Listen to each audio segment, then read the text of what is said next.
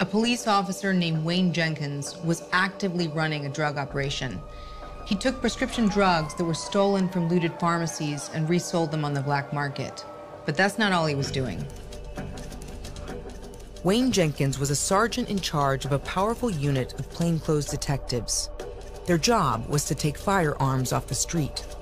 But this FBI evidence revealed that the officers operated as a gang within the police department, profiling residents, breaking into homes, stealing cash, trafficking drugs, and looting the city of overtime pay.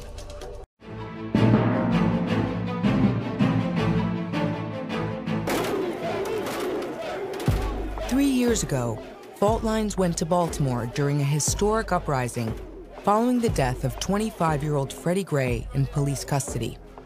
The city's pain and anger over decades of police abuse had reached a boiling point, and the nation took notice. I can't tell people not to be angry. You know, they have a right to be angry.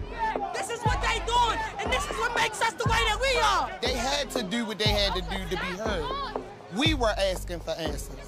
Baltimore flooded the streets to demand accountability.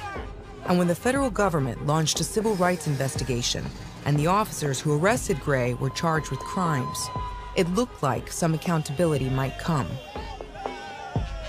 But at the same time, another police scandal was brewing. During the chaos of the protests, a police officer named Wayne Jenkins was actively running a drug operation. He took prescription drugs that were stolen from looted pharmacies and resold them on the black market. But that's not all he was doing. Wayne Jenkins was a sergeant in charge of a powerful unit of plainclothes detectives. Their job was to take firearms off the street. But this FBI evidence revealed that the officers operated as a gang within the police department, profiling residents, breaking into homes, stealing cash, trafficking drugs, and looting the city of overtime pay. What didn't they do? What didn't they do? It was crooked cops around and doing bad things to people. In 2017, 8 officers were arrested in one of the worst American police scandals in a generation. Fault lines returned to Baltimore in the midst of that scandal, which raised questions that communities across the U.S. have been asking for years. How do corrupt officers remain on the street? And who should police the police? So these officers were finally caught. Who caught them? The U.S. Attorney's Office, the feds, as it were. And that's scary because... Why? Because if an outside agency didn't step in, they'd still be out there.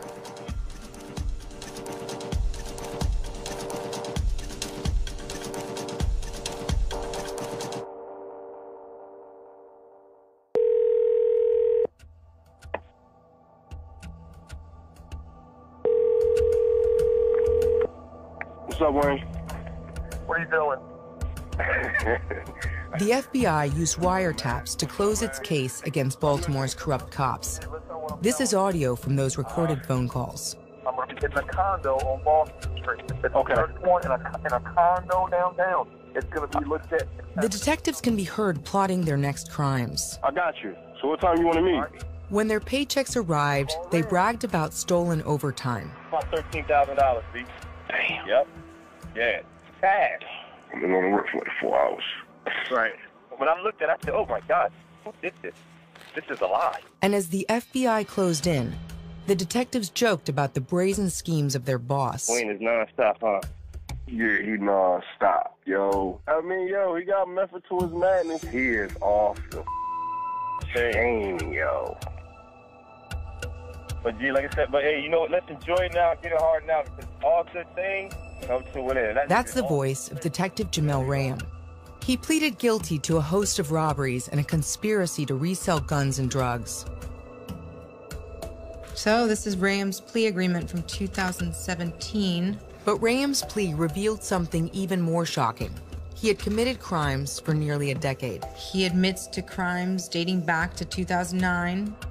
Sometimes Detective Ram stopped residents in broad daylight and robbed them on the side of the road. That's what happened to Gary Brown. You gonna ask him what he doing? Get in the back. Hey, G, did I tell you the police took my money? When? A long time ago. This was before you was born. No. Did you get locked up? Something like that? No, I didn't get locked up. That's the thing. That's why they here. They just took the money. Pulled off with it in the car. What did you think when he told you that the police stole his money? For some reason, I don't think they was police. You don't believe they were actually police that stole his money? Yeah. Who do you think who do you think did it then? What do you think they were? I think they were like imposters. They were imposters. They were?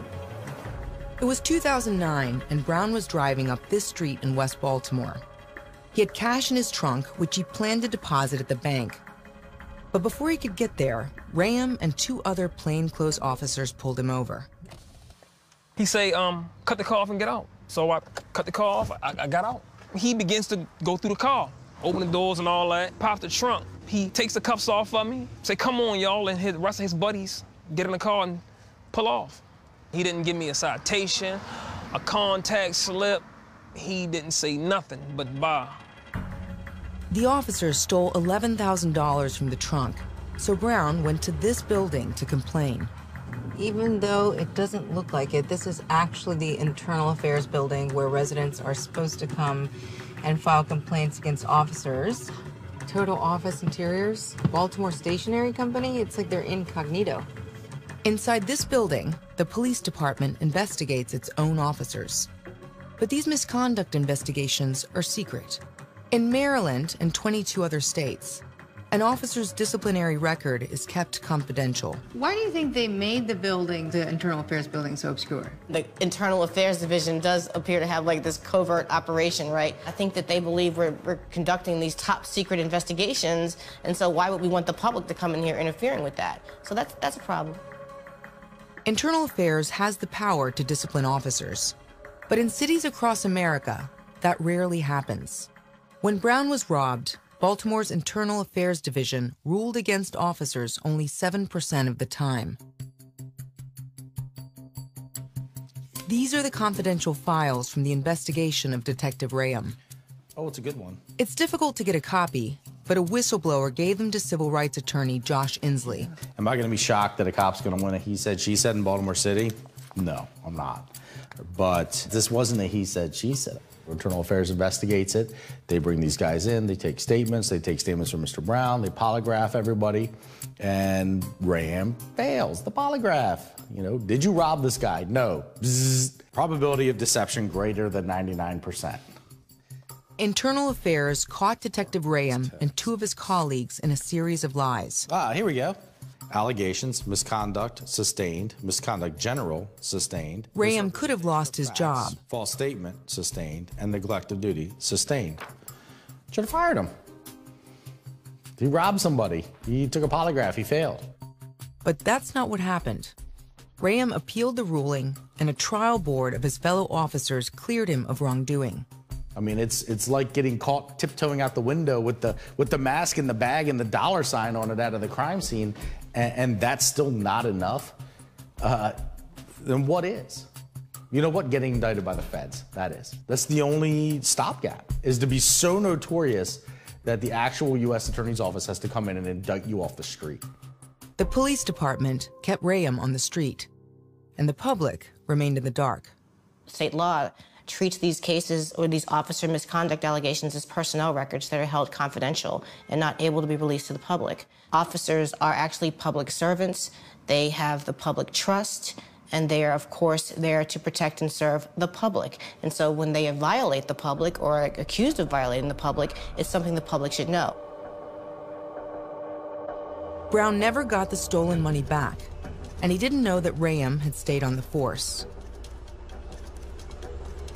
One day I was in the house watching TV, and his picture popped up, and I said, that's the mother that took my money.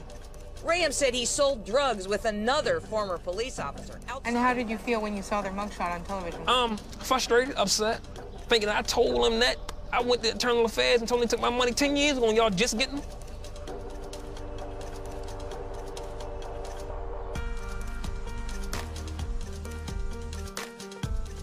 When you have people in the neighborhoods and you say, look, these police rob you, they beat you, they plant drugs on you, this stuff, and we know they do.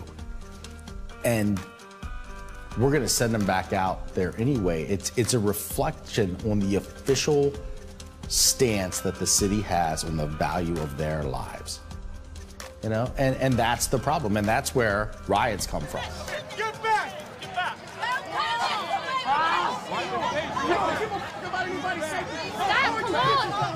Y'all supposed to protect and serve. Y'all ain't doing none of that. They're not policing anything, they're just enforcing force. They don't have no respect for us, so why should we have respect for them? The corruption was not limited to Detective Rayam. After the 2015 uprisings here, the Department of Justice began a civil rights investigation of policing in Baltimore. The DOJ found that police here routinely violated people's rights, and Internal Affairs had enabled those abuses. In this report, the DOJ found that Internal Affairs almost never holds officers accountable in Baltimore. Between 2010 and 2015, they ruled against officers accused of serious misconduct only 2% of the time. Let's be honest, this is not something that just exists here in Baltimore, but this whole, giving additional or extra deference to law enforcement, treating law enforcement as if they're somehow above the law, above the people, is just a culture, it's a mentality. During the Obama administration, Department of Justice Attorney Jonathan Smith revealed a national trend. DOJ investigations of some 20 American cities found that police had failed to police their own. The finding that accountability systems are inadequate and broken, and that Internal Affairs is not designed to identify and address serious misconduct of police officers is a common finding in police department after police department after police department. What makes the scandal so serious and significant and political is that over time, the department has failed to address its own issues. It's had failed to engage the community, and mistrust has built up. Reform. Reform isn't always pretty. It's messy sometimes. In Baltimore, this man was hired to tackle the problem soon after the protests in 2015. Kevin Davis had a lot of work to do. This place was a mess. There was no accountability here. The lack of accountability in Internal Affairs contributed to making these guys the monsters that they turned out to be. Davis made it a priority to improve Internal Affairs. The division began to rule against accused officers more often. I did my very best to identify some organizational terrorists that had horrific reputations in the community as being brutal and corrupt. And we did our very best to remove several of those police officers from the police department, and in fact, we did. I think in the year 2016 alone, I fired 22 police officers. But 2016 was also the year that Sergeant Wayne Jenkins carried out some of his biggest heists. Hey, Sarge! Hey, come downstairs right quick! This video captures Jenkins and his colleagues trying to cover up a robbery. Oh! All right, hold on. Take it out. Oh, there you go. Stop. Stop right now. Take a picture of it, Ted, or record it right now. Hold on. I need light. Somebody have a flashlight? Hold on. I got one here. Do not, nobody touches you, understand? That's Sergeant Jenkins telling his colleagues not to touch the money in the safe. But moments earlier, they had pocketed $100,000. Were you getting a lot of complaints against these officers? There were definitely a good number, yes. Rodney Hill was in charge of Internal Affairs for 5 years before retiring in 2018. I'd heard his name many times, and I'd heard that these guys are doing some really shady things, as had the people in the FBI task force. You have a gun and cocaine, probably I would say 2 1/4 just by looking at it. I didn't touch it yet, up in the visor. And a gun. Danny, keep that on. I want you to go up and pull the visor down, and you're going to see everything we've done. This body cam footage shows how Jenkins and his crew operated. Many of their crimes began with a traffic stop. and ended with allegations of planted evidence and home invasions. See the cocaine up in the visor, and right after that, you can see a little, you can see the handgun right there, too. Right there's the handgun. This man's case, along with hundreds of others, was dropped after the officers were arrested. What role did this gun task force fill for city officials? Numbers. They generated stats. I mean, that's all it was about. You know, guns on the table.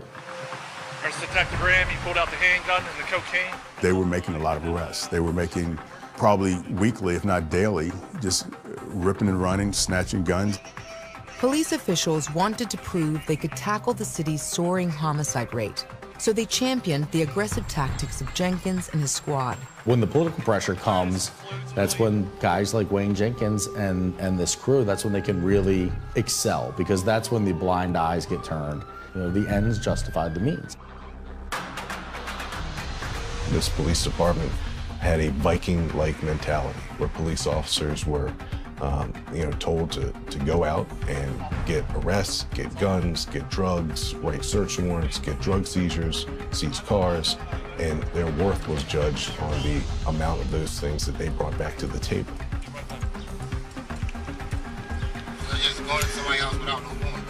While Jenkins committed crimes, he also racked up accolades. This is the gun trace task force. This is their boss praising them a few months before they were arrested. Couldn't be more proud of the strong work of this team. Sergeant Jenkins and Sergeant Ellis are awarded the Bronze Star. Here he is receiving an award for valor from Commissioner Davis.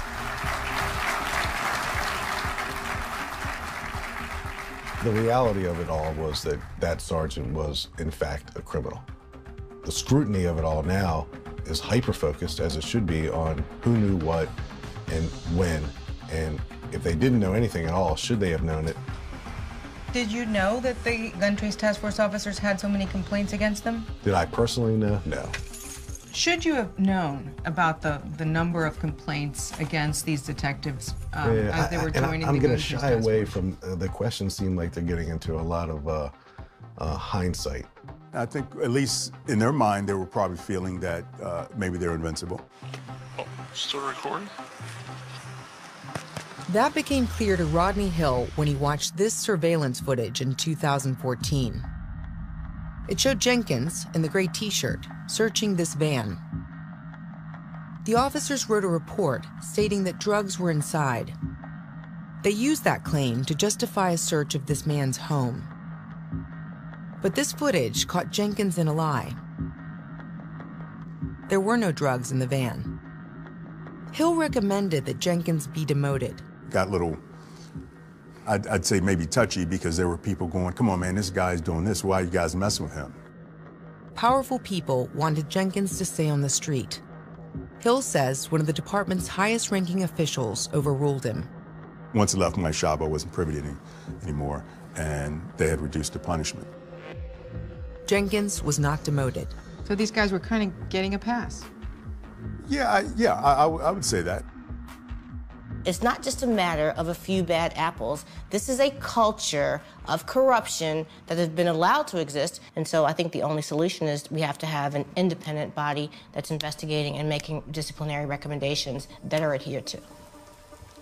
Joe Carter says the city's Civilian Review Board is supposed to do just that. 9 community leaders are appointed by the mayor to oversee police investigations, but the board's power is limited. If the Civilian Review Board had had more power, I don't believe the gun trace task force officers would have been allowed to get, or able to get away with the offenses they committed in the large way that they did and for the length of time. How so? I know for a fact that the Civilian Review Board had cases against at least 2 of the officers in the gun trace task force, and that they had made recommendations, but those recommendations had been ignored. The Civilian Review Board had recommended that 2 of the corrupt officers be fired, but the police didn't have to act on that recommendation. There is no requirement that the Baltimore Police Department follow the recommendations of the Civilian Review Board. There is not even a requirement that the Civilian Review Board's recommendations are weighted in the ultimate decision that's made about an officer's fate by the Baltimore Police Department. For now, the police still hold the ultimate power to police their own in Baltimore. It's a system that enabled Sergeant Jenkins to remain on the street. In late 2016, Andre Crowder encountered Jenkins in the South Baltimore neighborhood of Cherry Hill. Yeah, Wayne put the handcuffs on me. I'm like, you know, what's going on, officer? He pulled me over. You don't have a seatbelt on. At the time, I ain't think about it like, seatbelt? You got tinted windows, I got tinted windows. We're on a dark little street. Andre was arrested and booked for gun possession. He says the gun was planted in his car. Andre talked to his sister from jail later that night. She like, yeah, we cleaning up the house. So I'm like, clean up the house? Like, what? For what?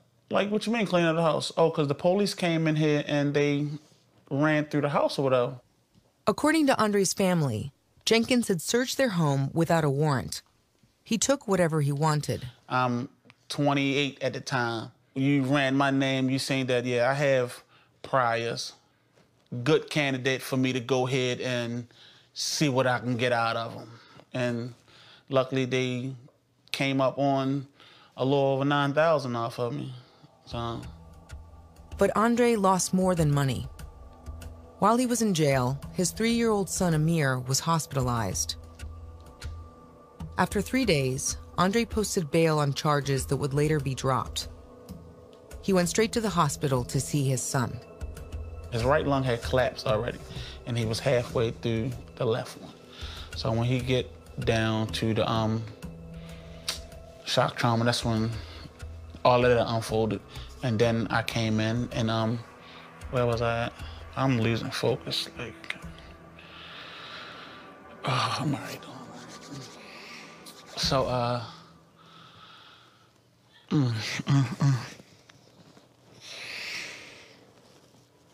my son passed 7 o'clock Saturday morning. I lost my child.